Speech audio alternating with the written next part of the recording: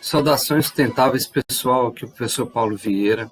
Nós vamos, então, dar continuidade na nossa aula a respeito das técnicas sustentáveis aí em drenagem pluvial, e na continuidade do conteúdo apresentado, nós, então, vamos tratar das técnicas lineares aqui hoje nessa videoaula. Essas técnicas sustentáveis, elas também são conhecidas como técnicas não convencionais ou compensatórias de manejo e drenagem das águas pluviais.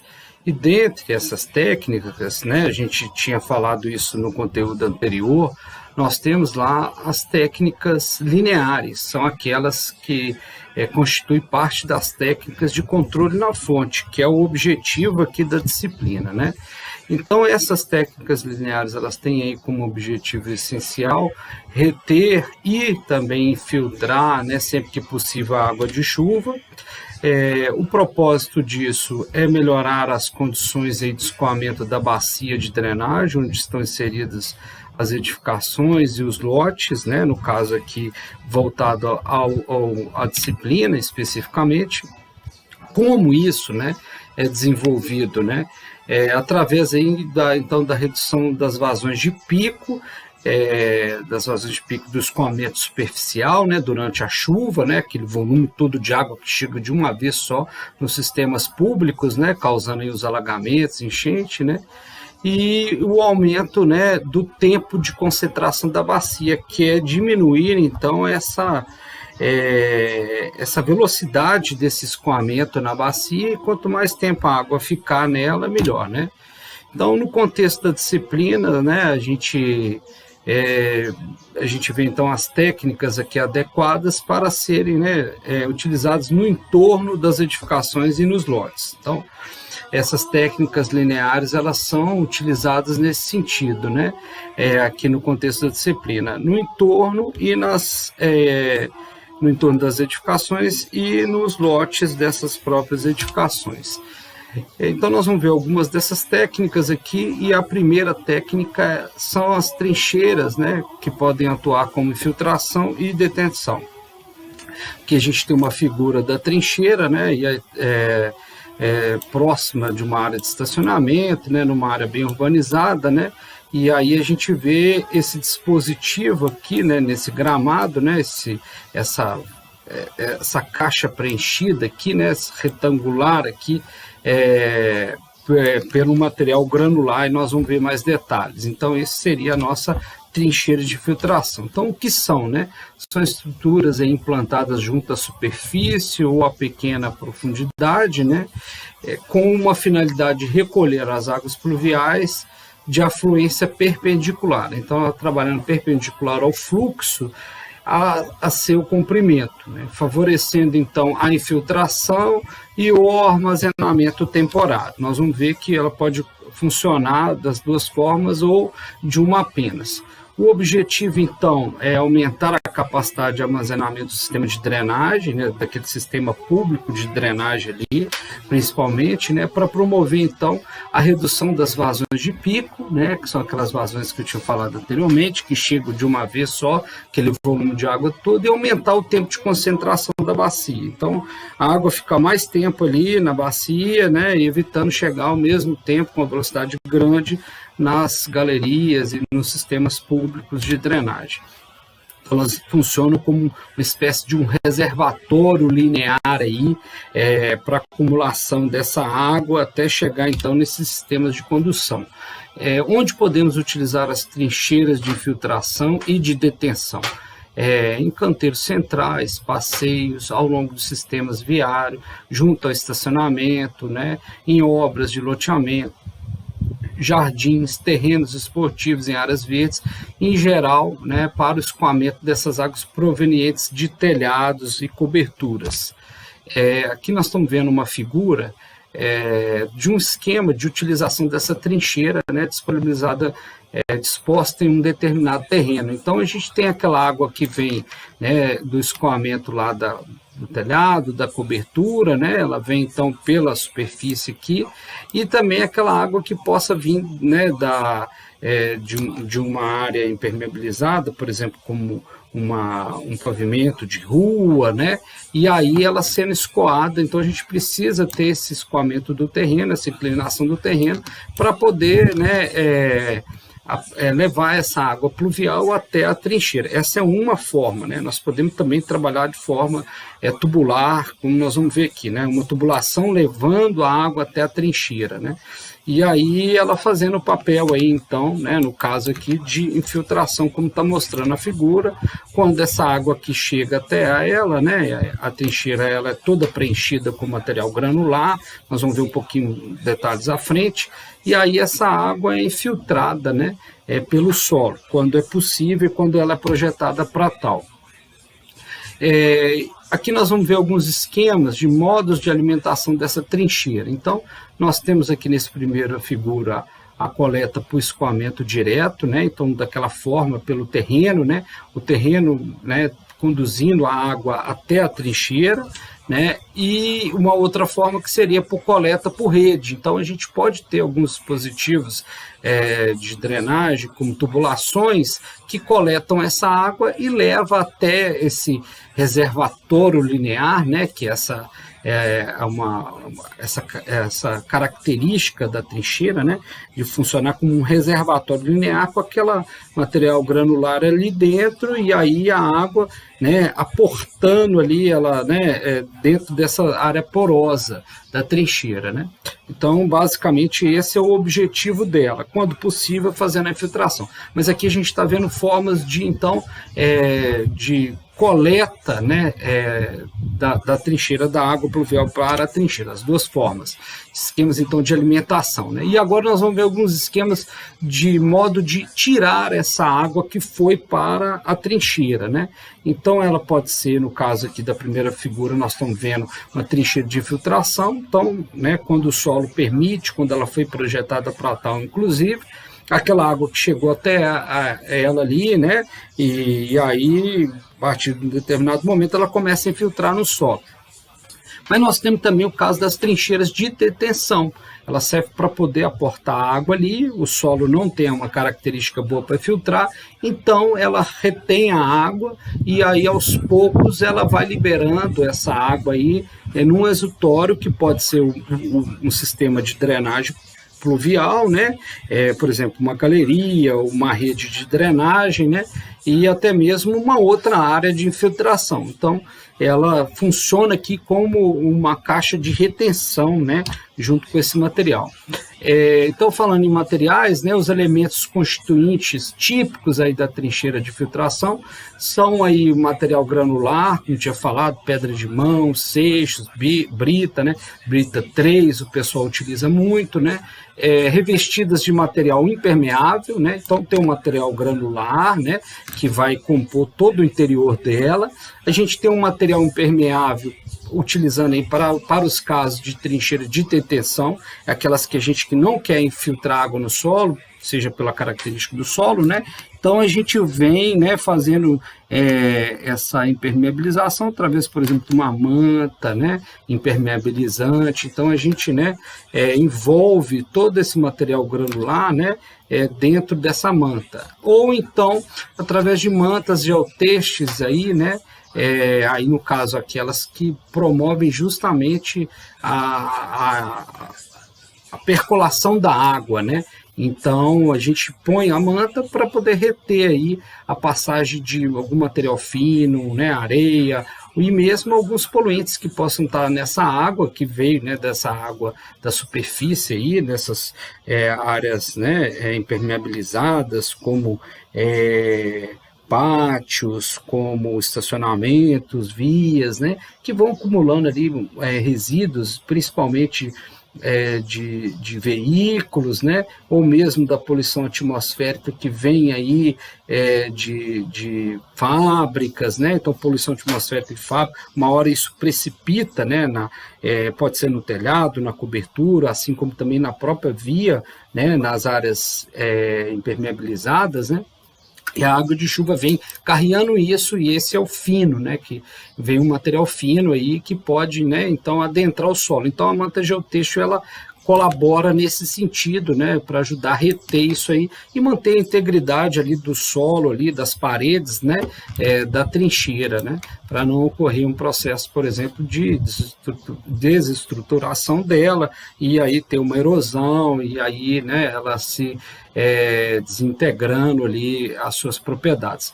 Então isso pode também, inclusive, gerar, né, a própria colmatação dela, né. Então, quando a gente vai, esse é um dos detalhes da trincheira, né, em termos de manutenção dela, evitar a sua colmatação, e aí a manta geotêxtil, quando ela recobre todo o material granular, ela evita, então, esse material granular dentro, né, os vazios deles ali, né, a área porosa ali dentro, né, o meio poroso, ser colmatado, ser preenchido aí por essa sujeira que vem junto com a água, né? E aí isso diminui, então, a capacidade da nossa trincheira em termos de retenção de água, porque aí aquele volume, né, que está entre uma pedra e outra ali, que seria para acumular água, ele começa a acumular areia e esses outros poluentes que vêm com a água de chuva. Então não é essa a função dela, né? A função dela é reter a água de chuva ali, para, né, um determinado momento, ela ou escoar né, em um outro sistema ou infiltrar. Aqui a gente então vê algumas imagens, né, algumas fotos de algumas etapas de um processo de construção de uma trincheira de infiltração ao longo de uma via, né, de uma via pública aqui, e aí a gente observa no interior dela, né, a disposição aqui não somente, né, do material granular, né, no caso aqui foi colocado, inclusive, né, a manta geotêxtil para poder fazer essa proteção que eu tinha falado anteriormente, né, e também uma tubulação no interior. Essas tubulações no interior servem aí para poder ir coletando a água, né, e depois levar ela para um sistema público. Então ela serve como uma caixa de retenção. O que conseguiu infiltrar, ótimo, né, em função da capacidade do solo, e o que não conseguiu, ela, né, conduz aí para uma galeria, um sistema de drenagem pluvial.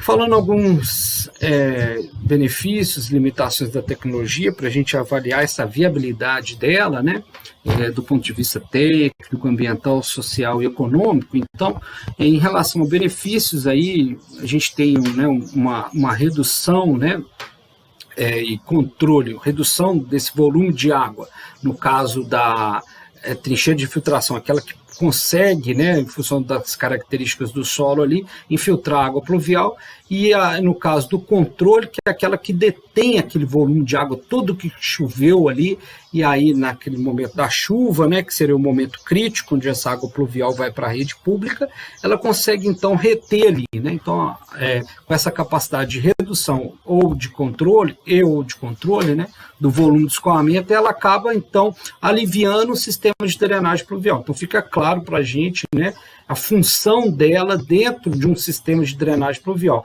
Ou ela vai diminuir a quantidade de água através da infiltração, ou ela vai reter essa quantidade de água ali em um determinado momento, que é aquele momento crítico onde a chuva está caindo, né? E aí tudo chega ao mesmo tempo na galeria pluvial que a gente tem, e aí transborda e causa as inundações. Então ela retém essa água, e essa água vai saindo, vai chegando no sistema, né, de drenagem pluvial com um tempo maior, né, do que seria aquele se não tivesse. Ela também reduz aí as dimensões das estruturas de drenagem, né, dentro dessa lógica aí, se ela está aliviando o sistema, né, da forma de reduzir principalmente a quantidade de água. Então a gente entende que os dispositivos, né, convencionais de drenagem, aí as tubulações, os sistemas de captação, eles também, né, em função desse volume de água que vai diminuir, eles podem, né, ser diminuídos aí também em relação ao sistema, né. A valorização do espaço urbano, né, com a redução da utilização do espaço para estruturas, aí, né, na questão do ganho paisagístico, né, tendo um ganho paisagístico, ela também pode promover a recarga do lençol freático e melhoria da água pluvial, ocorrendo no caso da trincheira de infiltração, então um ganho ambiental, né? Isso quando é possível, né? E essa qualidade da água pluvial seria no sentido, né, quando a gente passa pelo solo, né, e pela própria trincheira, tende a reter alguns poluentes, né, ali. Então, aquela água então, que chega até o lençol freático ou que vai chegar no sistema de drenagem pluvial, né, se for numa trincheira de detenção apenas, ela chega com uma qualidade de água melhor, né? Então, e no caso da recarga do lençol, é justamente aquele caso dela estar infiltrando, né? E aí essa água que filtra, ela vai atingir um lençol freático. Então, a gente promove aí esse ganho ambiental também.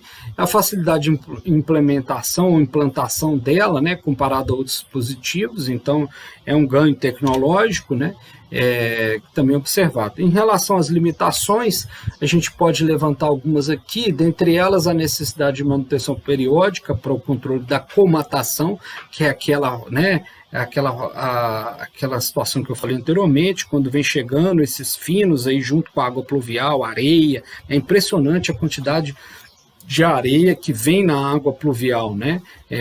Restos de obras, né, de construções e mesmo da própria edificações vão, né, soltando esse material aí ao longo do tempo.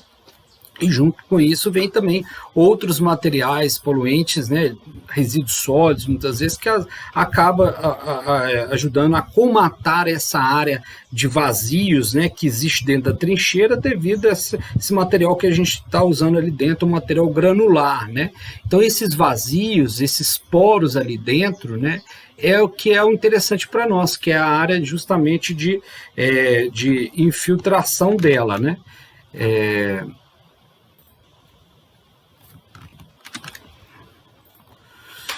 Ok, deixa eu voltar aqui.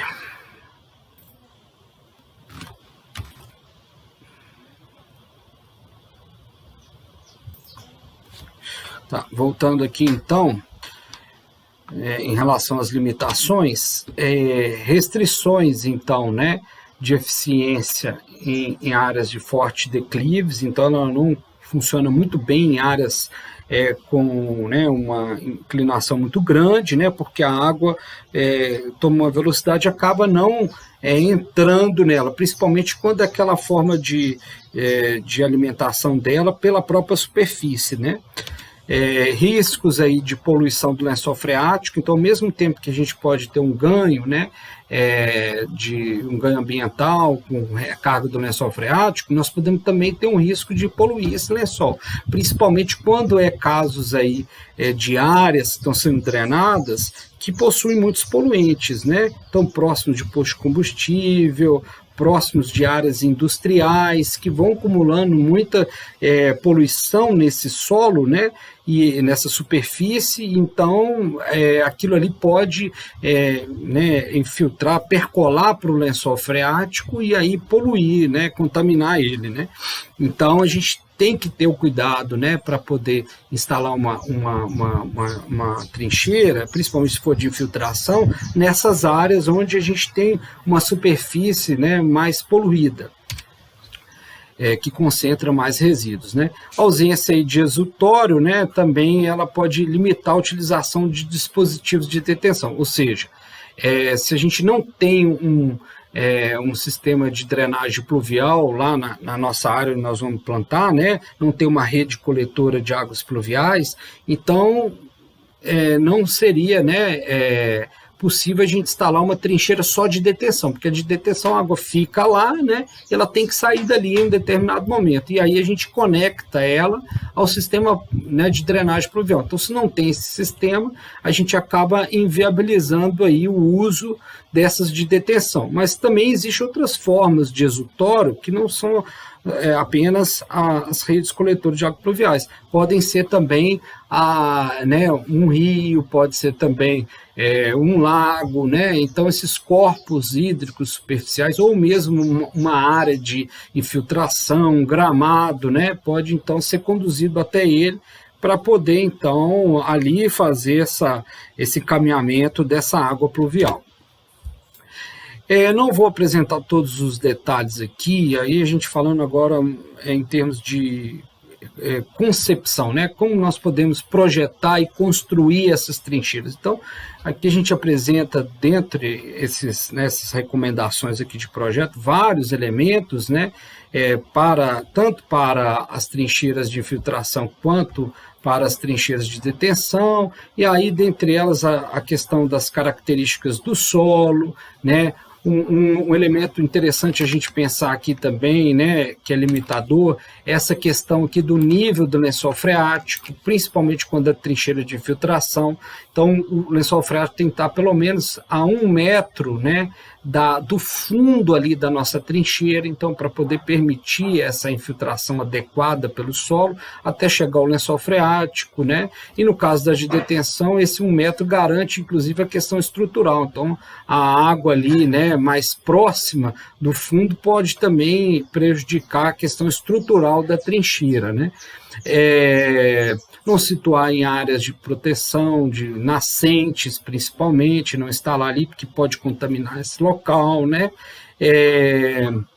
Não utilizar aí águas que possuem materiais finos, já tinha falado, né?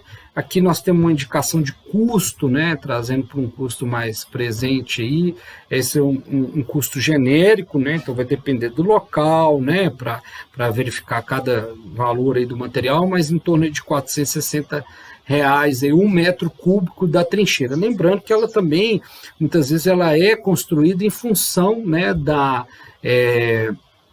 quantidade de água que a gente quer reter nela, né? Então, isso também vai influenciar.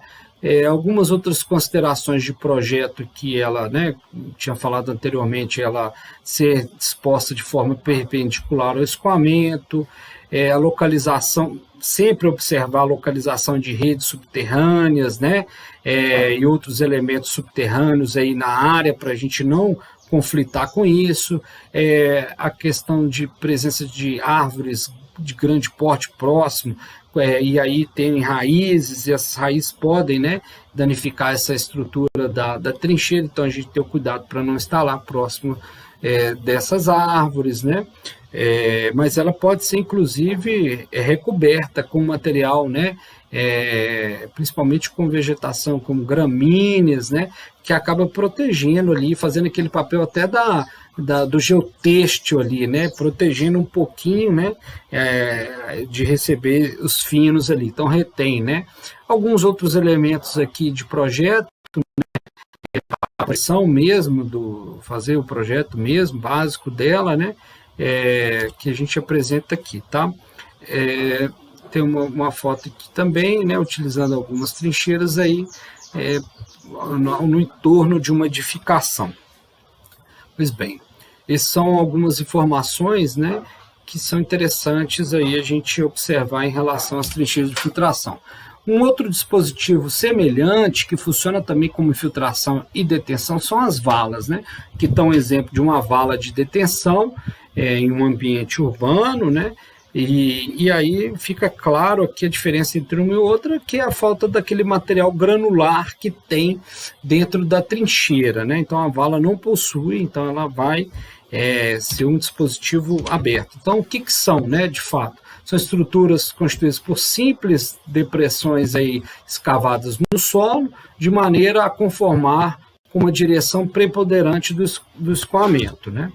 O objetivo, recolher as águas pluviais e efetuar seu armazenamento temporário e, eventualmente, favorecer sua filtração. E aí, também, da mesma forma que as trincheiras, né, contribuindo na questão do escoamento superficial, através aí da redução das vazões de pico e aumento do tempo de concentração da bacia em relação a essa água pluvial. As alas podem funcionar, além de dispositivo de filtração, como detenção, como foi falado, né? E aqui a gente vê algumas imagens delas funcionando aqui de forma com a água presente, né? A figura apresenta com a água presente, e onde a gente pode, né, utilizar essas valas de filtração e detenção. Canteiros centrais, passeios ao longo do sistema viário, junto a estacionamento, em obras de loteamento, jardins, terrenos esportivos, de forma geral, bem semelhante aos locais onde a gente pode instalar as trincheiras, né?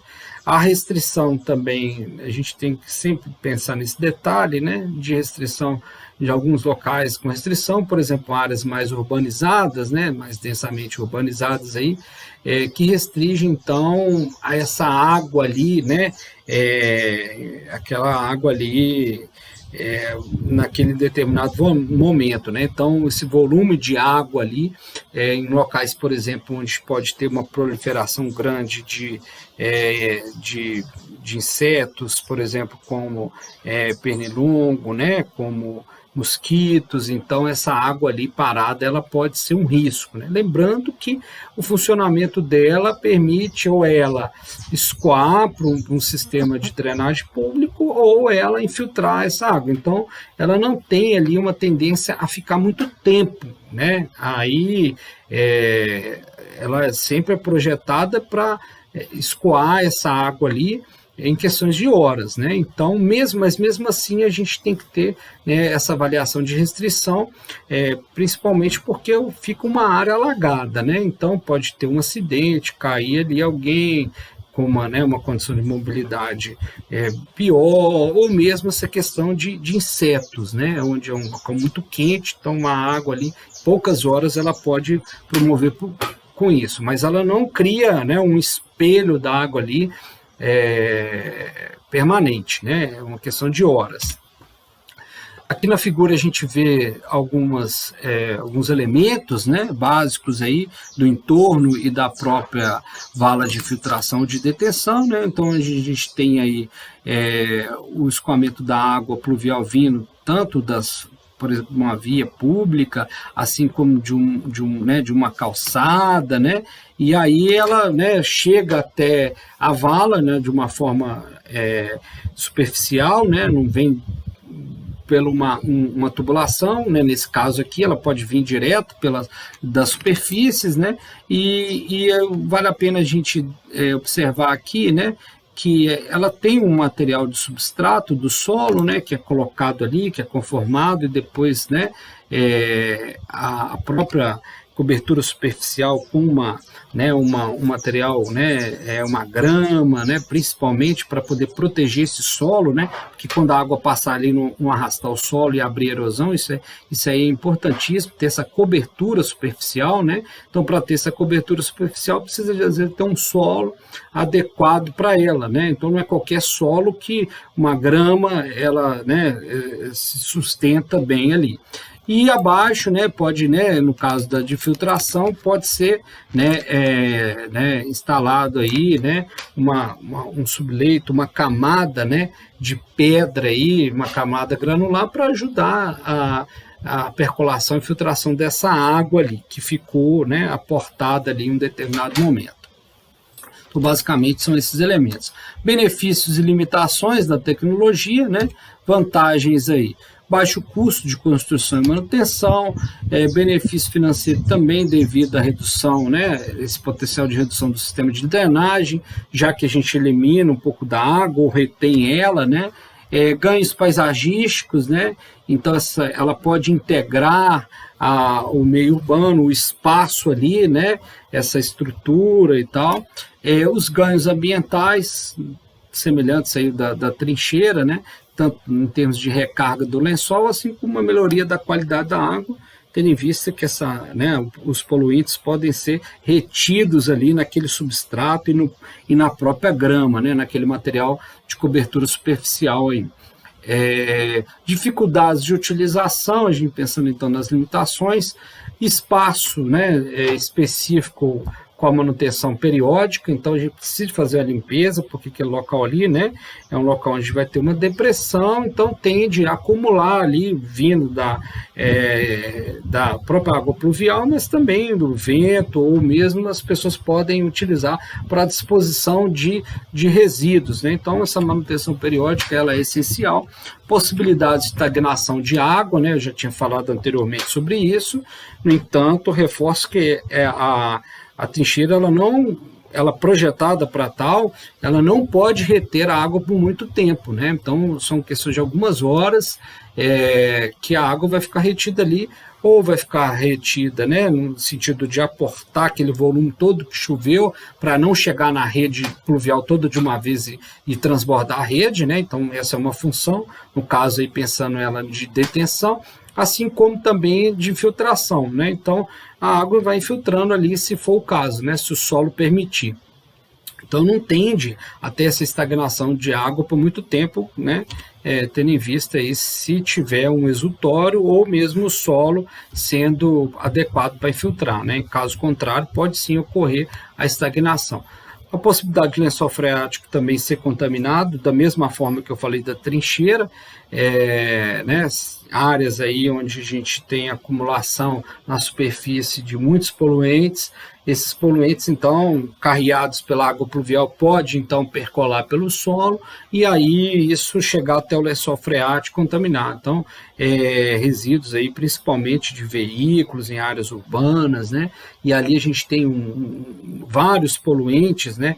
Metais pesados, orgânicos persistentes, então, alguns elementos que não se degradam por uma ação natural, né? Então, como alguns podem se degradar, mas esses não, então esses são aqueles que provavelmente podem atingir o lençol freático através da infiltração, então a gente tem que ter esse cuidado para poder escolher o local, né, em função disso também. E restrições aí de eficiência em relação à declividade, como a gente tinha falado antes, né? Então a velocidade da água ali, ela pode, né, reduzir aí a velocidade da água vindo, então, dessa superfície mais inclinada, pode reduzir, então, a capacidade dela de suportar e pode gerar até questões de erosão, né, e perdas do potencial de sedimentação também. Alguns elementos aqui, né, de concepção, né, para projetar as valas, né. Então, a questão aqui em áreas de circulação de pessoas em lazer aí, adotar sempre pequena profundidade, né, para evitar enchente, acidentes, né, e áreas de acumulação de lixo, como eu tinha falado, né, instalar placas explicativas para poder informar as pessoas que em períodos de chuva aquele local ele a água, né, ocupa aquele espaço, né? Então aquele local ali vai servir para isso, né? Evitar aí em locais de baixa visibilidade e com grande circulação, né? Ou então a gente instalar alguns dispositivos de anteparo de seguranças, né? Para evitar ali as pessoas de forma acidental entrar no espaço. Em relação a custos, né, então um custo genérico aqui, né, comparado à trincheira, né, a trincheira utiliza aquele material granular, que é o que vai causar aqui, né, um custo adicional relacionado a ela, então a tendência das valas é serem, né, ter um custo menor, então da ordem de R$230 por metro cúbico, né, é mais ou menos isso aí. Aqui a gente tem uma figura, né, de uma vala muito utilizadas aí em canteiros centrais, né, das nossas rodovias. Um outro dispositivo que a gente tem, uma outra técnica ou solução, seria então os pavimentos permeáveis, né? Então a gente vê aqui as figuras, né, dos pavimentos permeáveis que a gente então vai tratar aqui agora neste momento. Os pavimentos permeáveis são, né, um tipo de revestimento para pavimentos, né, que permite a infiltração e a retenção de grande quantidade de água. Lembrando, né, não só o revestimento, mas todo o conjunto, né, do pavimento ali, como subbase e base, para então promover de fato a infiltração ou a detenção da água, né? Que essas são as finalidades aí, né? Então tem aí como objetivo recolher as águas pluviais e efetuar seu armazenamento temporário e eventualmente favorecer a sua infiltração, né? Para poder contribuir ali com a melhoria das condições de escoamento na bacia, né? então que seria através da redução das vazões de pico e aumentar o tempo de concentração da bacia. Então, para uma função compensatória das águas pluviais, né, da drenagem das águas pluviais, o pavimento deve ser constituído tanto pela superfície permeável, né, pelo revestimento, assim como pela estrutura, né, porosa, que seria, né, aquela estrutura que está abaixo de sustentação, né, do revestimento, né? Então, o subleito, a base, né, subbase ali, que vai dar sustentação para o revestimento. Então, nós precisamos, né, ter atenção a esses elementos que estão abaixo do revestimento, e não somente o revestimento. Então, como funciona, né? Então, nessa figura aqui a gente ilustra um pouco esse funcionamento do pavimento permeável, né? Então, utilizando aí como pavimentação externa, né, possibilita que a água da chuva infiltre diretamente no solo, aliviando, então, o sistema público de drenagem pluvial. Então, essa é uma forma, né? Filtrando aqui diretamente no solo. Nos pavimentos permeáveis, cria-se espaços vazios interligados que deixam o revestimento, então, altamente poroso.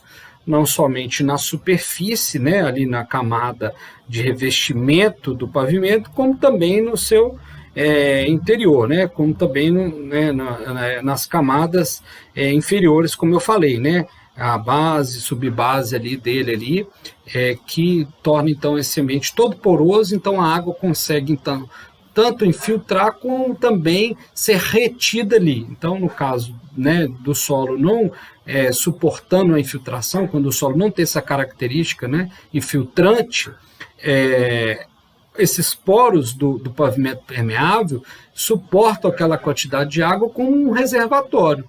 E aí nós vamos ver aqui que ele pode ser, então, essa água que ficou retida ali, ela pode ser, então, encaminhada ali para um determinado sistema, um determinado dispositivo de escoamento dela, né? Então, pode auxiliar tanto na questão da redução do volume de água, quanto da retenção dessa água durante aquele momento crítico, que é o momento da chuva, né?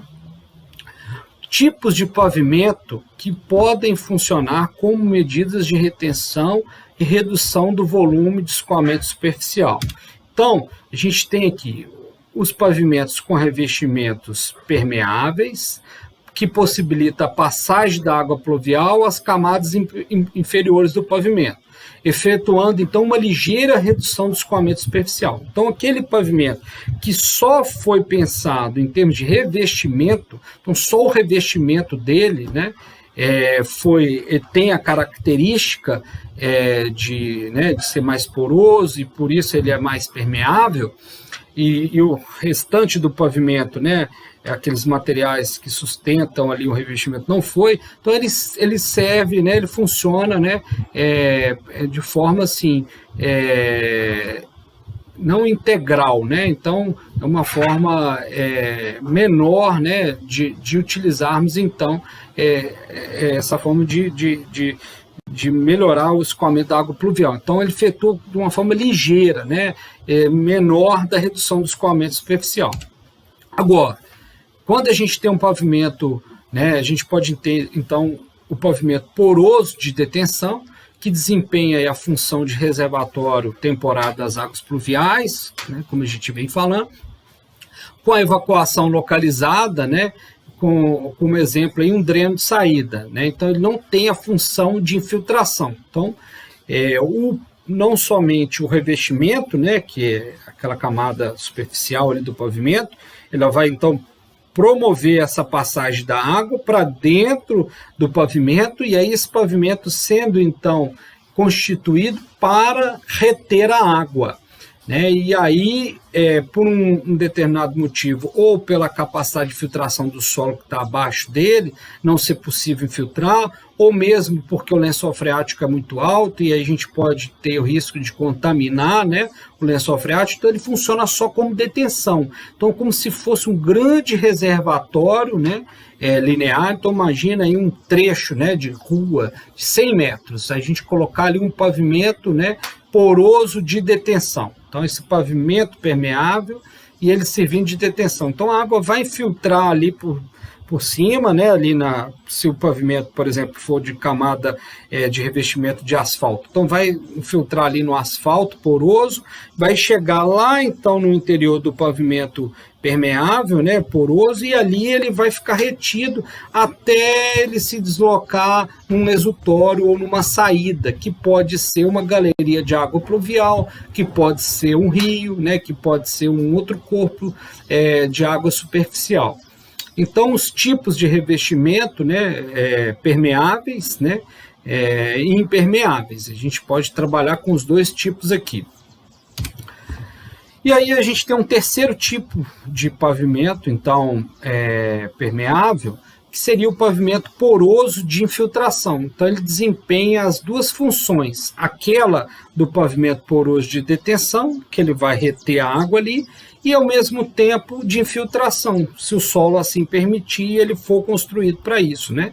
Então, nas camadas inferiores, então há um contato aí direto com o solo e aí essa água vai infiltrando no solo. Então, os tipos de revestimento que a gente pode utilizar aqui são esses permeáveis, né, com infiltração com injeção distribuída ao longo, né? Isso significa que ao longo da via, né? Ao longo, por exemplo, vamos fazer um estacionamento com pavimento permeável. Então, essa infiltração ela ocorre de forma distribuída, não é um ponto específico, né? Mas a gente pode trabalhar com revestimento também impermeável. E aí a gente entrando com essa água, né, em um ponto localizado. Então, ela foi coletada lá em uma tubulação e aí ela chega né, por baixo, né, do pavimento, chega lá no interior do pavimento e ali ela distribui. Não é uma forma muito usual. O mais interessante é a gente trabalhar com o revestimento permeável, né, que aí a água vem de forma distribuída ali naquele espaço, né, entrando no nosso pavimento, no interior do pavimento. A gente vendo então que, fazendo um detalhe aqui, né, dos tipos de camada superficial de revestimento de pavimento, né? Então a gente tem aqueles revestimentos que são impermeáveis, né? Por exemplo, o asfalto, quando ele, né, não foi preparado para ser permeável, então, de uma forma geral, ele é impermeável. O concreto, né, a cerâmica, então são materiais aí que têm essa característica de infiltrar praticamente nada de água. Temos alguns revestimentos que são semi-permeáveis, né? Por exemplo, os paralelepípedos, calçamento poliédrico ou bloco de concreto. Por que semi-permeável? Porque ele em si, o revestimento, né, seja, por exemplo, o paralelepípedo, né, o material dele não é poroso o suficiente para a água passar pelo interior dele. Então, é semi-permeável porque a água, ela entra no solo ou entra no pavimento pela, né, essa área que vai deixando, né, de um com o outro, né? Então, esse espaço que tem entre um paralelepípedo e outro que é que vai permitir essa água pluvial infiltrar e entrar ali dentro do pavimento, certo? Então, por isso que é semi-permeável. Então, um intertravado, né, um pavimento intertravado convencional, onde, né, o bloco, né, de concreto não foi projetado para ser poroso, ele não é totalmente permeável porque o bloco ele não infiltra água nele, vai infiltrar água nele justamente, né, nessas juntas, né, que a gente tem entre um bloco e o outro.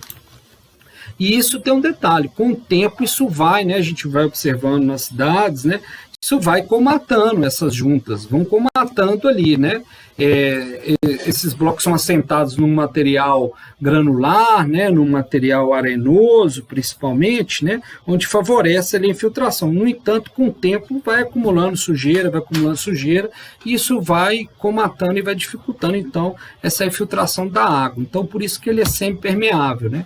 A gente vendo aqui uma constituição típica desses pavimentos, né, com revestimento semi-permeável, né, então tem essa primeira camada, né, que é o piso, né, por exemplo, quando a gente lança ele, né, na rua, né, numa área assim, né, de circulação, tem a guia, né, de contenção, né, e aí vamos ter nas camadas aqui da base e subbase, né, assentado aqui numa camada arenosa, de areia, e depois tem as outras camadas de sustentação, né, esse material granular que sustenta. Então, esse material poroso, né, ele colabora aí com essa infiltração da água aqui dentro, né, e aí a água pode ficar retida ou infiltrada, tá? Mas o revestimento é semi-permeável, porque a água vai passar nas juntas, né? A água vai infiltrar nas juntas e não diretamente por ele. Agora, a gente tem os pavimentos, né, com revestimento permeável, né? E aí esse permeável pode ser o poroso ou vazado, né? Então, esse poroso pode ser tanto em material em asfalto quanto em concreto, né? E pode ser moldado em loco ou, né, levado até o local da obra as peças pré-moldadas. Então a gente vê aqui algumas figuras, né, desses tipos de revestimento, né, o asfalto poroso. A gente observa, né, nessa figura aqui do asfalto poroso, ele, né, com menos material nele, então é retirado, né, basicamente eles retiram alguns finos, né, a areia, o material que dá a liga ali, eles conseguem fazer essa liga com menos material fino, e aí ele acaba gerando ali dentro mais poros, né, então possibilitando a água passar diretamente por ele. Da mesma forma, o concreto, eles conseguem tirar mais esse material fino, essa areia que é utilizada, né, para dar a liga, e aí ele cria então esses poros, né, diretamente no bloco, possibilitando então a infiltração diretamente nele. E temos também desses tipos de revestimento permeável que eles são vazados, são os blocos de concreto vazado, né, muito utilizado aí com piso-grama, né, que o pessoal utiliza, né, e então ele geralmente, o material dele em si não tem essas características de maior porosidade, mas ele tem uma área vazada, né, dessa área total dele, onde permite então a água, né, passar por aquele espaço ali. Então, assim, uma dica, né, um comentário aqui também, né, que vale a pena registrar, é que deve permitir a passagem rápida da água, né, os revestimentos permeáveis, tá? Eles devem, então, permitir a passagem rápida da água, evitando que ela se escoe superficialmente ou forme poças, garantindo que a água superficial seja infiltrada através do pavimento em um intervalo de tempo compatível com a chuva, resultando assim em um baixo coeficiente de escoamento superficial. Então nós vamos ver esse tal desse coeficiente de escoamento superficial, que ele é o principal elemento urbanístico nosso, então, para pensarmos aí em pavimentos permeáveis, tá?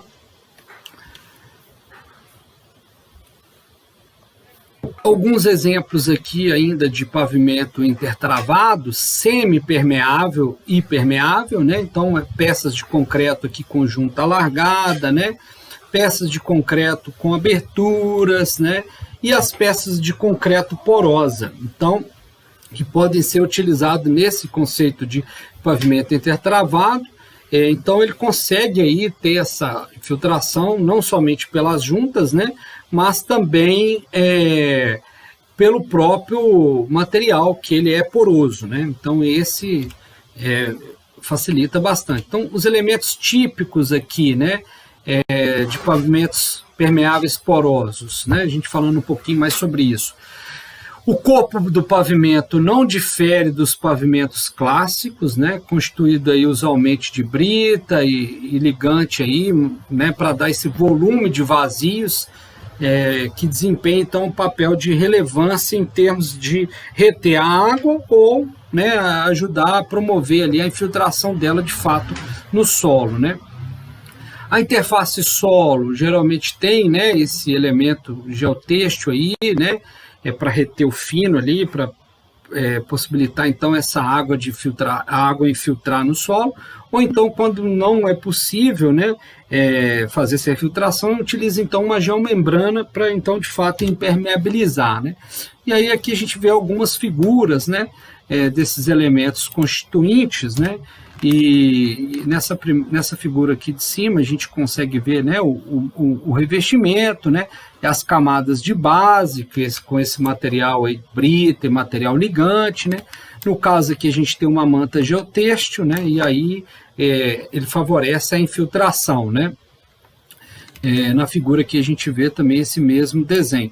A gente vendo aqui um outro tipo de revestimento, que é aquele revestimento vazado, né, que pode ser utilizado com grama ou sem grama, né? E aí a gente vê lá essa constituição, né, do pavimento, do interior do pavimento, muito semelhante, né?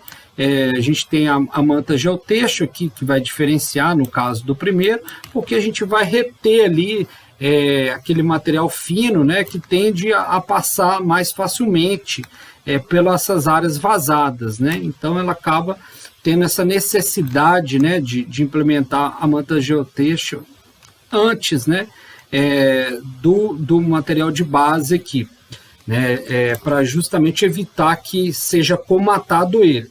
Porque no caso do bloco poroso, né, ele acaba retendo no próprio bloco, né, esse material fino, né, e o que não ocorre no vazado, né. O funcionamento genérico aqui dos pavimentos permeáveis, né? Então a gente falou bastante da questão do revestimento, né? Que muitas pessoas confundem que o pavimento permeável ele se resume só na questão do revestimento, mas não é assim, né? A gente tem que pensar nele como um todo, né? As estruturas que tem abaixo do revestimento também, né? Como foi colocado aqui nessa função. Então, o funcionamento de fato, né, no primeiro momento a gente tem o escoamento, né, que infiltra rapidamente na camada do revestimento poroso, de asfalto ou de concreto, né, e aí geralmente esse revestimento tem uma espessura de 5 a 10 centímetros, que serve então como esse conduto rápido para o escoamento. Então a água, né, da chuva precipitou ali naquela superfície, naquele pavimento, então é nele mesmo que, né, vai promover esse escoamento da água. Então não vamos ter que fazer uma inclinação no terreno, né, fazer uma declividade no pavimento para jogar essa água num conduto e elevá-la. Não, ela mesma vai ser esse elemento, né, que vai conduzir a água. Então a gente vendo aqui na figura, nós vamos ver 3 tipos, né, de pavimento, né, que a gente tinha falado anteriormente lá, de pavimento permeável, aquele que promove a filtração total, um que promove a infiltração parcial e um que não promove a infiltração. Então, a gente pensando ainda só no primeiro momento, né, que é do escoamento, né, então a gente tem lá, através do revestimento poroso de água no pavimento, né, então ocorre dos 3 tipos de pavimento, a mesma coisa no primeiro momento. Depois ele atravessa um filtro de agregados, né, que a gente falou, de diâmetro aí, né, de 1,25, espessura 2,5, né, então passa por esse agregado, esse material granular fino, né, essa areia, né, então ela serve aí como uma forma de reter, inclusive, ela ajuda na condução da água, mas retém também alguns finos. Numa terceira etapa, então segue para essa câmara ou reservatório, onde que a gente de fato vai conseguir ali reter a água. Então o nosso reservatório ele funciona, né, nessa base, né, nesse material de base, né, utilizando aí um agregado, né, uma brita, né, de diâmetro aí entre 3,8 e 7,6 centímetros. Então é ali que a água de fato vai ser retida, né? Então até então nesses 3 tipos o funcionamento é o mesmo. E aí aqui diferencia um pouco. Então no quarto momento, na quarta etapa aqui, vamos dizer assim, do funcionamento, a partir desse reservatório o escoamento pode ser infiltrado para o subsolo ou coletado para o sistema de drenagem, que é aquilo que a gente tinha falado antes. Então, por exemplo, nesse primeiro aqui, a gente tem, então, né, uma manta geotêxtil, como a gente mostrou antes, né, que vai favorecer a infiltração dessa água. Isso quando o solo permite e o lençol freático também. No segundo tipo de pavimento, por uma condição do solo, que às vezes não é tão favorável à infiltração, a gente vai ter que, então, lançar, né, um sistema de coleta dessa água pluvial. Então, existe, né, os condutos, né, lá no fundo ali, para justamente parte daquela água que não infiltrar ser conduzida, então, para um exutório, que pode ser uma galeria de água pluvial, uma rede e um corpo d'água superficial. E o terceiro tipo, que é aquele tipo de pavimento que a água não vai infiltrar ali, e nem um pouco, nem parcial e nem nada, ela vai ficar somente retida, né, naquele material granular, então vai servir simplesmente de reservatório. E para isso, então, a gente vai precisar de instalar, então, uma membrana impermeável no fundo do pavimento, né, justamente para impermeabilizar e aí essa água não infiltrar, né? Muitas vezes o próprio solo, às vezes, né, quando não favorece, um solo mais argiloso e tal, ele serve como um agente impermeável também, né? Mas para poder proteger e dar uma sustentação em termos de estrutura do pavimento, é recomendado colocar, né, uma manta impermeável, né? Ou então colocar uma camada de argila, né, preparada para tal, com essa finalidade, né. E lá dentro, então, no fundo, a gente tem a tubulação de drenagem, que naturalmente ela vai ter que ser em maior condição, né, de escoamento aí, do que no caso da infiltração parcial, porque aquela água toda vai precisar de ser escoada. E aí o exutório dela, né, dessa tubulação, né, é interessante observar que ela é toda perfuradinha, porque a água está disposta toda ali naquela área, né? Então, dentro daquele reservatório. Então, a água vai entrando, né, através desses furinhos aí da tubulação e vai sair lá, né, num sistema de drenagem ou num corpo receptor. A gente tem aqui, vale a pena entrar nesse vídeo, né, de demonstração de um pavimento permeável, né, com esses revestimentos permeáveis aí, tanto em concreto quanto em asfalto, né, e assim, no primeiro momento me lembrou bem, né, quando eu tive contato com isso e tal, da pedra pomes, né, aquela pedra pomes que o pessoal utiliza aí, para poder fazer trabalho de manicure, né, de limpeza do pé e tal, e ela é uma pedra, né, ali ela é constituída daquela forma, né, natural, mas com muitos vazios, né, então a água passa por ela, né, então eu vi essa semelhança, né, no caso aqui desse preparado para, né, tanto o concreto quanto o asfalto, preparado então para infiltrar a água diretamente sobre eles, né. Então onde podemos utilizar?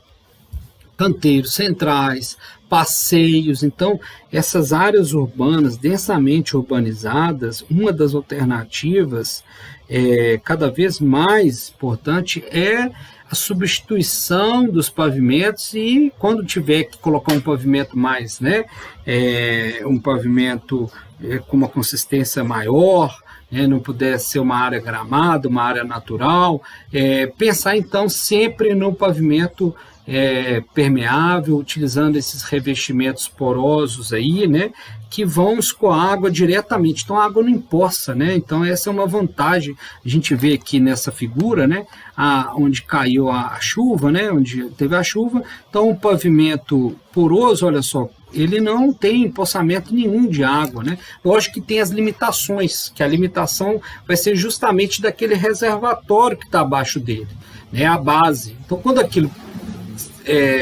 encheu, né, então aquela área toda porosa ali foi preenchida com água, naturalmente que ele começa a ter empoçamentos, mas é a capacidade dele, e aí é o projeto, né, o projeto então vai trabalhar em cima dessa quantidade de água que gera nesse espaço e ver qual que é o tamanho desse reservatório que a gente tem ali, linear, para tal. Aqui a gente tem outras figuras, no caso do bloco vazado, né? Desse revestimento vazado, utilizando aí, né? Para canteiros, áreas de estacionamento, passeios, né? Então, tem sempre que utilizar, né, essas formas onde favorecem aí a infiltração da água na bacia, no solo, né? Não vou entrar em detalhes aqui, né, dessas características típicas aí, né, do concreto permeável, né, mas já destacando algumas informações. A permeabilidade dela geralmente é da ordem de 70%, né? O índice de vazio entre 20% a 25%, o custo, né? Aí a gente tem um custo aqui aproximado, lógico, cada projeto, cada local, né, vai ter a sua particularidade em relação ao custo, né? Mas girando aí da ordem de R$155 por metro aí, no caso de pavimentação para calçada, né? Acaba tendo aí uma camada com pedras maiores ou menores, então vai variar isso, né?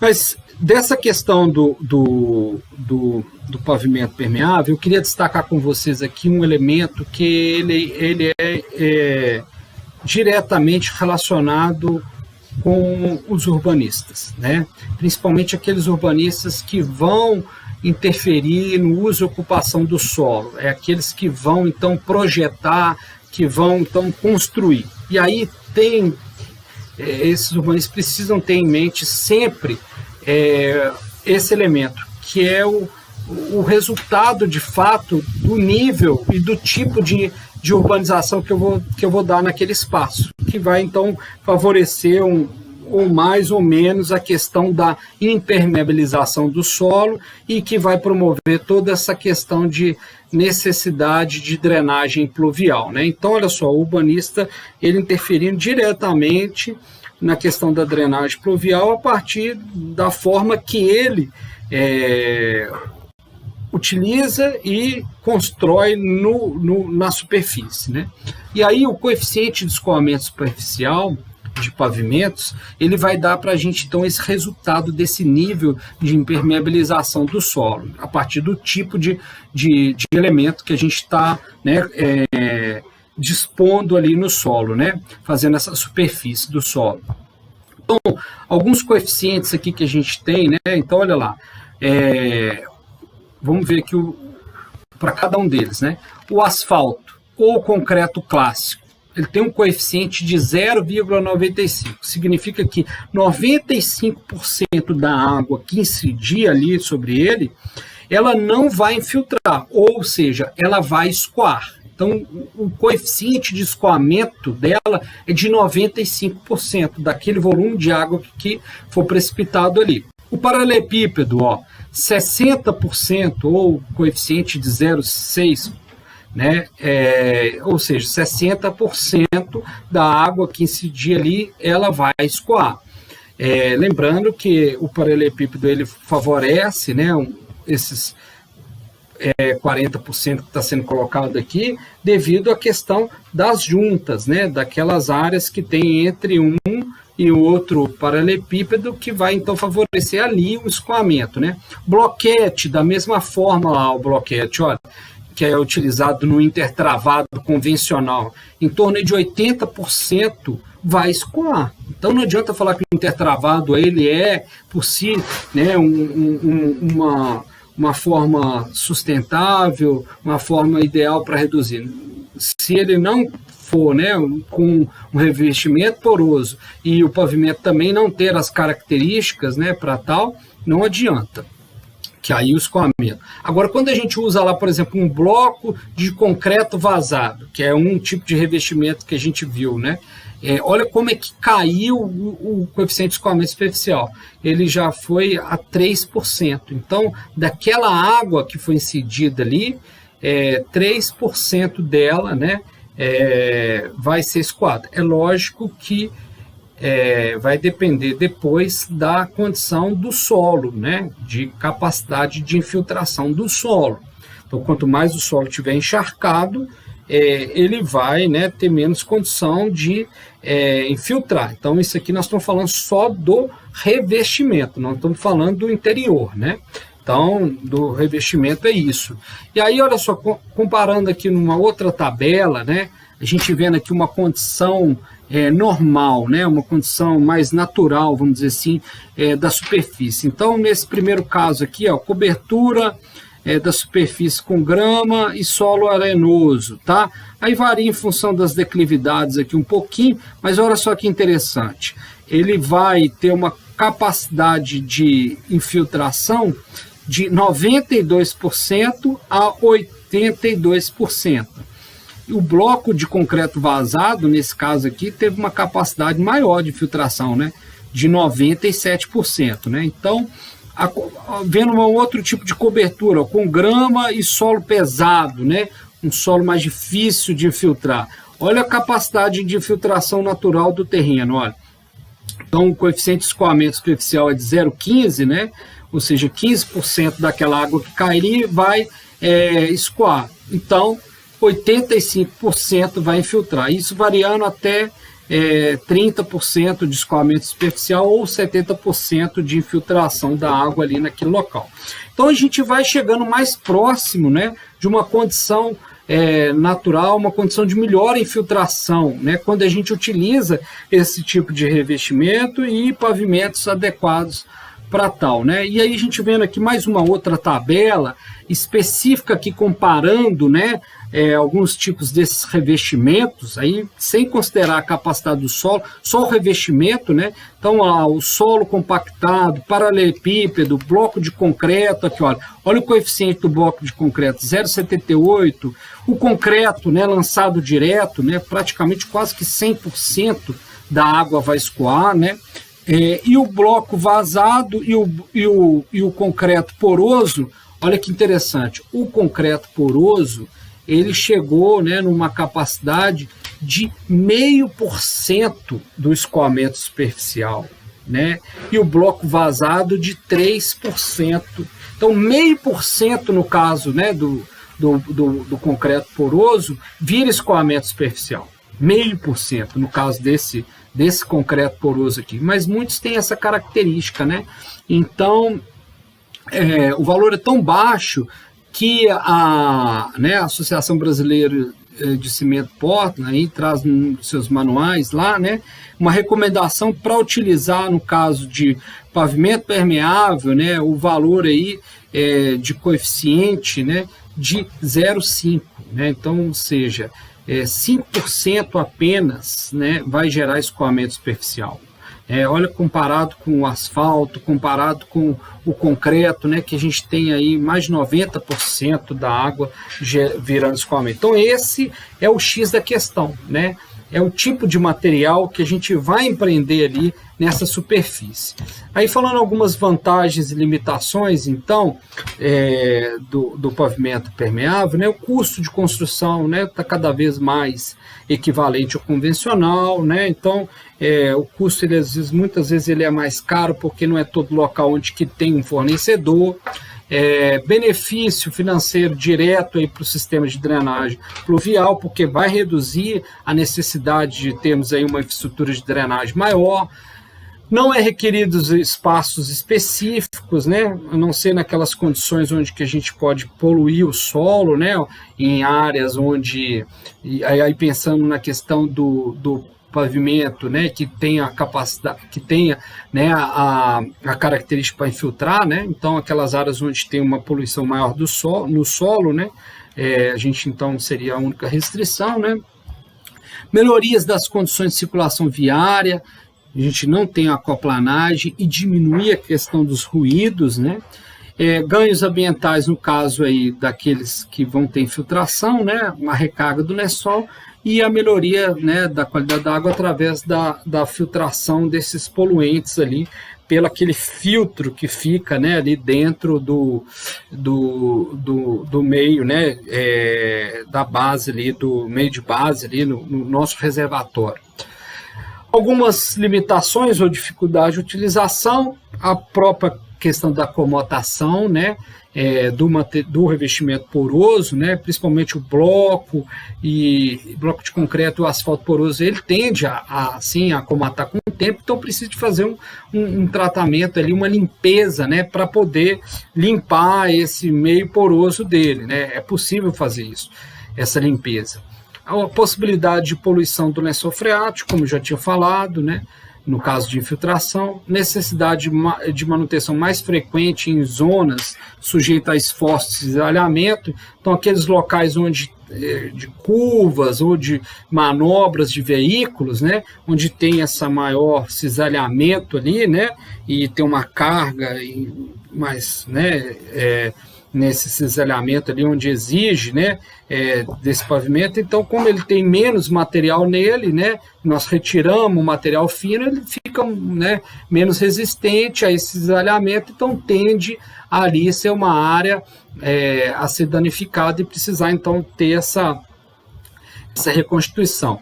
Necessidade de limpeza, né, como eu falei anteriormente, devido a essa questão aí da comatação aí, né, principalmente, que se torna uma outra limitação.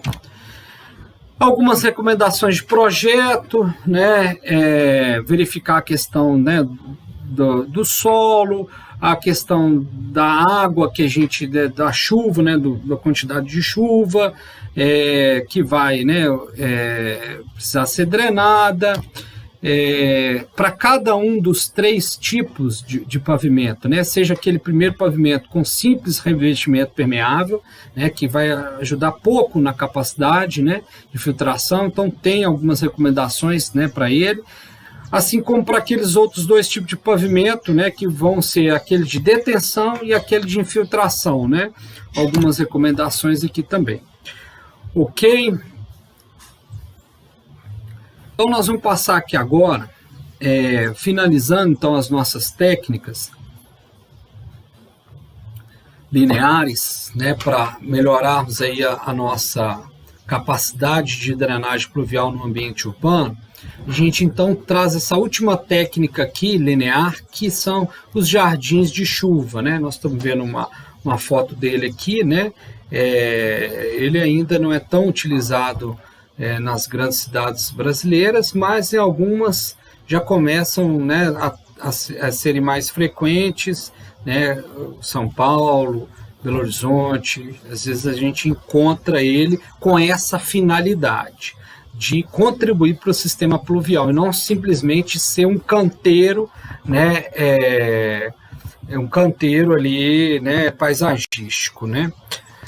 Então, os jardins de chuva, o que eles são, né, de fato? São depressões rasas, constituídas com cobertura vegetal, né, e tendo uma camada ali, né, com cascalho, seguida de camadas de solo e material drenante, que recebem e aí traz o diferencial dele em relação às outras técnicas de forma mais efetiva, que ele consegue, então, melhorar, de fato, a qualidade dessas águas pluviais.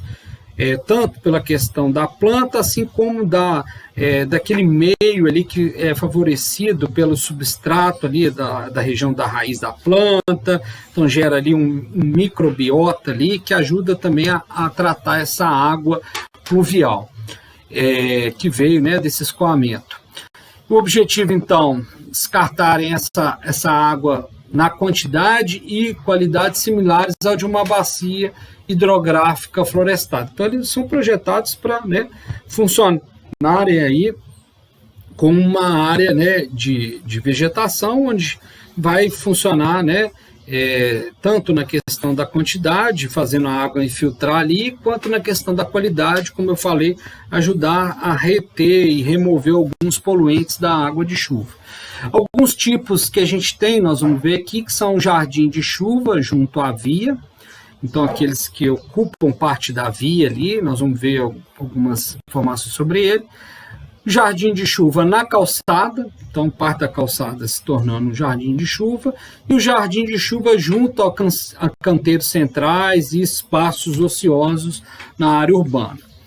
Então eles são também chamados aí de sistemas de biorretenção, utiliza aí a atividade biológica das plantas e micro-organismos para remover os poluentes das águas pluviais e contribuir assim com a infiltração e retenção do volume de águas precipitados, como eu tinha falado anteriormente. Então ele vem com essa característica aí, né, de também ajudar na qualidade da água pluvial nessas áreas urbanizadas. Onde nós podemos utilizar, né? Esses 3 tipos eles já acabam indicando para nós, mas em canteiros, ruas largas com, né, baixo tráfego de veículos, ruas próximas a locais em que se deseja diminuir a velocidade de veículos, então você quer estrangular um pouco, né, essa velocidade, né, esse fluxo, né, melhor dizendo, esse fluxo de veículo na via, então ele pode ser um artifício, né, próximo aí de hospitais e áreas onde que a gente quer uma velocidade menor dos veículos. Calçadas largas, pátios, estacionamentos e dentro do próprio lote, né, por exemplo, uma área comercial, residencial ou pública, né. Aqui a gente vê uma imagem, então, desse primeiro tipo de jardim que é junto à via pública. Então, ele foi além da calçada, né? Então, a gente instalou ele ali naquela área que era anteriormente o leito da rua.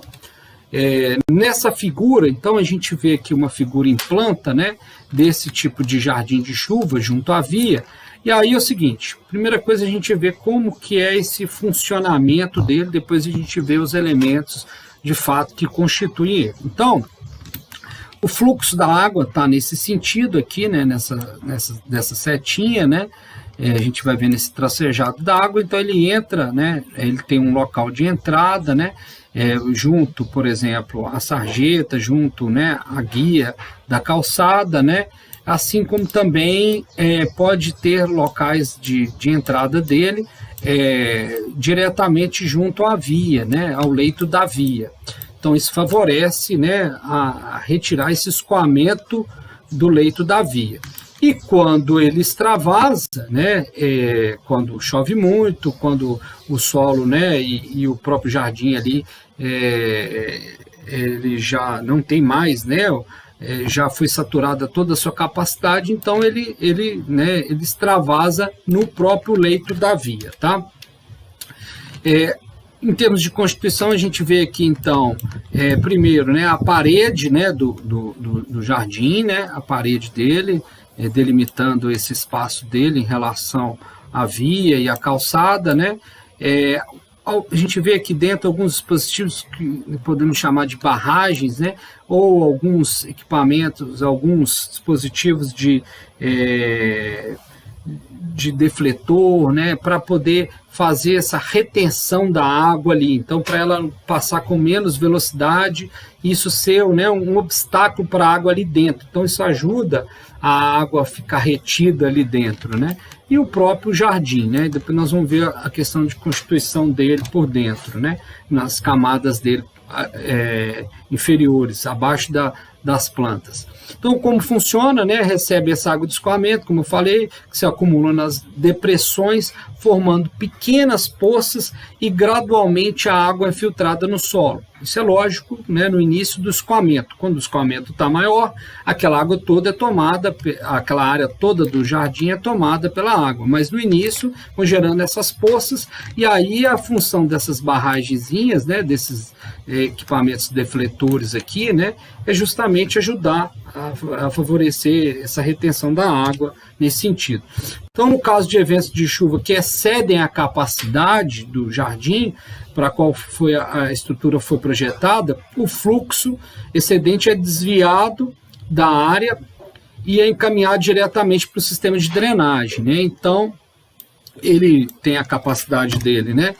A entrada dele, elas vão ser, né, saturadas de água, e aí naturalmente que a água, né, vai encontrar uma resistência, essa água que está vindo pelo fluxo, e aí ela vai continuar no sistema público, né? Assim como aquela água que também não foi infiltrada devido à capacidade de retenção aqui do jardim, ela também tem que ter uma área de saída, dando continuidade ali à sarjeta, ou tendo uma boca de lobo, ou, né, seguindo aí no sistema de drenagem pluvial. Vendo algumas figuras aqui do nosso jardim, né, do nosso jardim de chuva junto à via.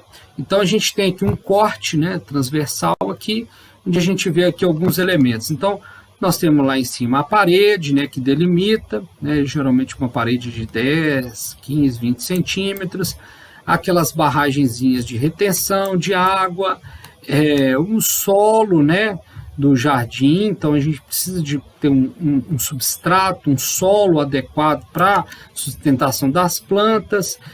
Aí vem as camadas para ajudar, né, nessa infiltração da água no solo, né, uma camada de areia, uma camada de material agregado, granular aqui, uma brita, com menor granulometria, então para favorecer justamente essa infiltração da água nesse solo, né, natural aqui do terreno. Nós temos aqui mais uma outra figura que mostra, né, em outro corte aí esses mesmos elementos. Um outro elemento que ela traz aqui diferenciado é a manta geotexto, né? Então a gente recobre ali, né, o solo com uma manta geotexto, justamente para reter esses finos de filtrar, né, tanto no solo ali para, né, não contaminar esse solo local. O outro tipo que a gente tem é o jardim de chuva na calçada, então a gente utiliza parte da calçada para a implementação dele, como nós estamos vendo aqui na figura, e aí a gente vê então a entrada de água, como nós vemos aqui nessa figura também, esse dispositivo aqui, né, com essa tela aqui, né, com essa chapa, né, cortada, para ter a circulação, e a água entra aqui nesse canalzinho, né? Entrando então para o nosso jardim de chuva na calçada. Aqui a gente vê então uma figura mostrando aí esses constituintes e esse funcionamento dele, né? Então a gente tem um fluxo da água agora nesse sentido aqui, da esquerda para a direita, e aí a gente tem então nesse canal gradeado, né, que a gente viu na foto antes, a entrada da água. Então a água entra aqui no jardim, vai empoçando, e na medida que o jardim vai saturando, né, a sua capacidade de filtração de água, a água vai saindo. Mas interessante que mesmo a água, né, ela não infiltrando naquela mesma quantidade que no início, né, da chuva ou na capacidade inicial de filtração do solo, só de passar aqui por essas plantas, pelo substrato ali, pelaquela raiz, naquela área ali onde que tem, né, uma microbiota que a gente fala, né, das bactérias, dos micro-organismos que ficam ali vivendo, né, em simbiose com as plantas, com esse ambiente, a água já é tratada. Então, de alguma forma, ela é limpa, né? Mesmo que seja só a areia, os sólidos, mas também a parte, né, orgânica, ela pode ser tratada, né? Então, a gente tem essa constituição, né, ela está, né, ancorada aqui na calçada, como a gente está vendo, né? E a ideia é essa calçada também ser de material permeável, né? De um pavimento permeável, né? Ok, vendo aqui alguns detalhes desse tipo de jardim, né, semelhante ao outro, com exceção àquela questão do canal, né, daquele canal gradeado, onde a gente vai ter então essa entrada e saída da água, né, a mesma coisa, né, para dar sustentação da planta, assim como também para favorecer a infiltração dela, né. O grelho de aço, que é o grande diferencial aqui, né? Ter esse grelho justamente para não ter ali aquela quebra, vamos dizer assim, da calçada, né? Da acessibilidade da calçada não ser prejudicada. E o outro tipo de jardim são aqueles utilizados em canteiros centrais e espaços verdes aí na área urbana, naquelas áreas ociosas, onde então a gente pode então caminhar, né, conduzir essa água pluvial para aquele local, né, tanto para ajudar na infiltração quanto na melhoria dessa qualidade da água. Então a água passando simplesmente por ele, mesmo ela retornando ao sistema de drenagem público, né, para a sarjeta, ela melhora a sua condição, né, porque aquilo serve também como uma espécie de uma esponja, né. Então essa figura apresenta para a gente aqui uns elementos desse tipo de sistema, né, onde ocorre essa retenção né, desses poluentes, seja por uma condição física ali, né, deles sedimentarem ali, ou utilizar, né, uma condição de filtração desse material sólido, assim como também na limpeza dela pelo ponto de vista dos elementos ali biológicos de tratamento dessa água. Vantagens, né, vendo então um pouquinho sobre essa questão da viabilidade, né, vendo então do ponto de vista da vantagem, assim como das limitações. Então, dentre as vantagens, a gente destaca aqui a redução de parte do volume do escoamento superficial, né, devido à infiltração, contribui com a remoção de poluentes, como nós falamos, então melhora na qualidade da água, possibilita grande flexibilidade de desenho de projetos, aí tem, né, essa questão paisagística do local, ele consegue, né, dar essa condição aí também de flexibilidade, né, voltando aqui nessa questão da flexibilidade, até mesmo da disposição dele, né, do jardim de chuva na área a ser drenada. Então ele pode estar na calçada, pode ser instalado junto à via, pode ser, né, nos canteiros. Então essa é uma flexibilidade, né, em relação a esse tipo de dispositivo. Reduz os custos de sistema de drenagem, como a gente tinha falado nos outros anteriormente, né? Reduz inundações, né? Ajuda aí na redução de inundações da bacia, né? E contribui para aumentar essa beleza paisagística ali da rua, né? Dificuldade de utilização. Possibilidade de colmatação, né, porque é um meio onde vai ocorrer infiltração e tudo mais, devido a essa qualidade da água. Possibilidade de poluição do lençol freático, da mesma forma que a gente falou dos outros, então evitar, né, locais onde tem poluição, né, de elementos mais tóxicos aí, né. Necessidade de limpeza, então ter fazer sempre essa desobstrução, limpeza ali do próprio, né, jardim, de fato. Ele geralmente não é recomendado aí para utilizar em áreas de grande contribuição de chuva, né, porque rapidamente ele vai ser saturado e aí essa água de chuva pode arrastar ali, tanto a planta quanto o substrato dela, e aí depois aquilo ali virar um verdadeira erosão, né? Virar um espaço ali erodido na área urbana. Não pode ser utilizada também em lugares onde há limitação de espaço, né? Isso aí porque pode reduzir aí a circulação naquela via. Algumas recomendações de projeto, né? Então a gente traz aqui como avaliar a área de contribuição para ver essa quantidade de água, a capacidade de filtração do solo, né? Ter um solo de filtração, né, mais próximo aí, de 200 milímetros por hora de filtração para favorecer e não acumular muita água ali. Nível do lençol freático também, como indicado para os demais, está sempre aí abaixo de 1 metro, né, o lençol freático do fundo, né, do leito do jardim ali. Riscos de contaminação do aquífero, a gente já falou, de evitar áreas, né, onde possa ter essa poluição mais acumulada na superfície do solo. Fragilidade do solo, a ação da água, então em solos onde que eles são frágeis, a água, eles, né, se desintegram, então a gente evitar, né, aquele solo que fica barrento e tal, a gente evitar isso, evitar esse tipo de equipamento ali, né.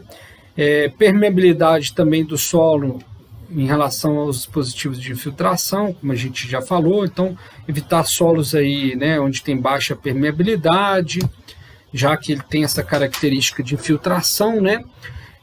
Recomendações aqui, né, outras recomendações em relação à declividade, evitar declividades mais elevadas, né, para não ter esse arraste desses elementos do jardim pelo esse escoamento da água.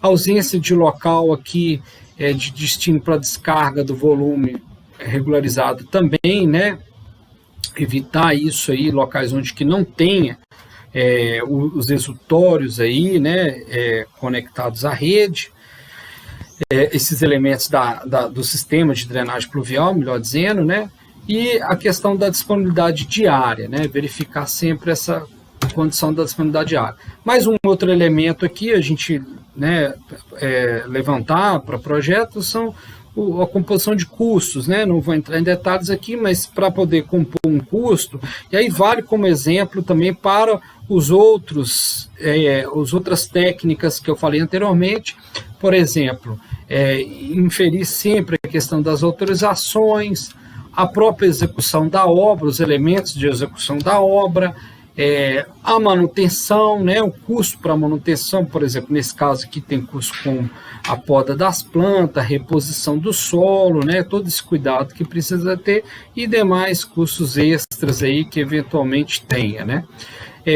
A gente traz aqui agora uma sequência de uma execução, né, de um jardim de chuva, tá? Então, a primeira etapa lá é retirada da cobertura inicial, né, do calçamento ou do pavimento, né? Então tem essa escavação dessas valas, né? No segundo momento, na segunda etapa, então a gente tem lá a instalação dessas peças pré-moldadas de concreto que farão as paredes do jardim, né? Então, para fazer esse contorno dele, para fazer toda essa conformação, né, física dele, né? Dessa delimitação do jardim em relação à calçada e em relação à via pública, né? Aqui a gente está vendo uma execução de um jardim na calçada, né? E aí uma terceira etapa, que é a concretagem das áreas de entrada e saída das águas de escoamento superficial na estrutura, né? Então, pode ser concretado um pequeno espaço para coleta de sedimentos também. Ali na entrada dela a gente pode deixar, né, uma espécie de um reservatório para a areia ficar retida ali e depois a água passar então para o jardim. Então é uma área onde que vai ter um fluxo maior de água, uma velocidade maior, um arraste maior. Então por isso que se sugere que seja uma área, né, um local, né, com maior atenção, uma área concretada para ser mais resistente, né?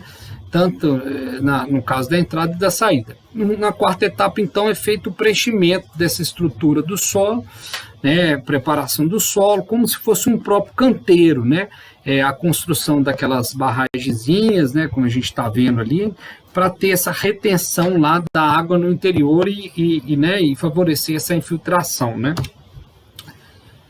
Uma outra figura, outras fotos que a gente vê aqui é do jardim construído, né, junto à via, né? Então a gente faz essa concretagem, né, essa remodelação toda da via junto, né, ao meio-fio, né? E depois faz as mesmas constituições, as mesmas etapas que a gente viu anteriormente ali de constituição do interior do jardim.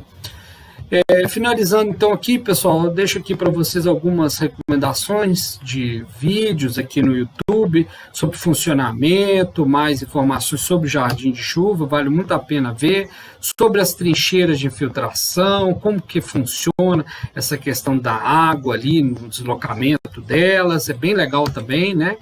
E as nossas referências, eu destaco aqui que desse material que eu utilizei aqui, boa parte se encontra aqui nessa pasta nossa, da nossa biblioteca digital, né, disponível aí lá no Google Drive. Então, nessa pasta 4, drenagem pluvial, técnicas sustentáveis, a gente tem lá uma pastinha, né, denominadas técnicas sustentáveis de drenagem pluvial, e aí vocês vão encontrar para essas técnicas aqui que a gente falou, essas técnicas de drenagem pluvial, técnicas lineares, né? Então, nós falamos das trincheiras, né, de filtração e detenção, da vala, né, dessa variante aí também de depressão no solo, que pode ser também de filtração e detenção, dos pavimentos, né, permeáveis e do jardim de chuva. Então, a recomendação é que vocês utilizem pelo menos um dessas técnicas, dessas soluções para o projeto que vocês estão desenvolvendo. Naturalmente que vai depender das características, né, do local, da edificação onde vocês estão desenvolvendo o projeto, e essas técnicas, como eu falei anteriormente, são adequadas para serem instaladas no entorno, né, da edificação, Então, para ajudar, né, nessa água pluvial que é gerada ali na cobertura da edificação ou no seu entorno, né, naquelas áreas que a gente, né, impermeabiliza no entorno. Então, elas são adequadas para isso. E é lógico que, em função de cada, né, edificação de cada local, uma ou outra técnica dessa vai ser mais viável ou mais sustentável. Ok? Então, eu me despeço assim de vocês e qualquer dúvida eu estou à disposição. Bons estudos para vocês.